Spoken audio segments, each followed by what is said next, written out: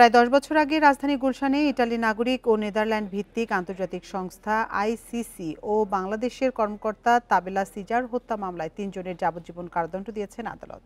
এছাড়া বিএনপি নেতাসহ 4 জনকে খালাস দিয়েছে আদালত। দুপুরে ঢাকার তৃতীয় অতিরিক্ত মহানগর দায়রা জজ আদালতের বিচারক শেখ সামিদুল ইসলাম এ রায় দেন। বান্ডেল থাকলে প্রতি সেনমানিতে টাকা বাঁচবে। বিকাশ সেনমানি বান্ডেল কিনে জিতুন প্রতি লেনদেনে।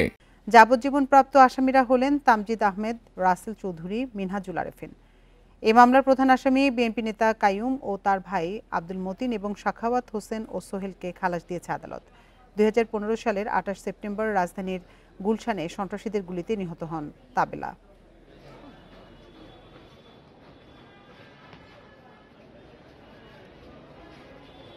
রাষ্ট্রপক্ষ থেকে সবসময় আমরা চাই একটি মামলা সর্বোচ্চ শাস্তিরই আমরা কামনা করি।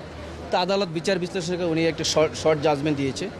আমরা ওনার পূর্ণাঙ্গ জাজমেন্টটা দেখে পর্যালোচনা করে আমরা প্রয়োজন উচ্চ আদালত আপিল দেব। যে এই 3 জনকেও বেকসুর খালাস দেওয়া উচিত ছিল আদালতের, কিন্তু আদালত খালাস কি কারণে দেয় নাই তার পূর্ণাঙ্গ রায়ে ব্যাখ্যা পাবো।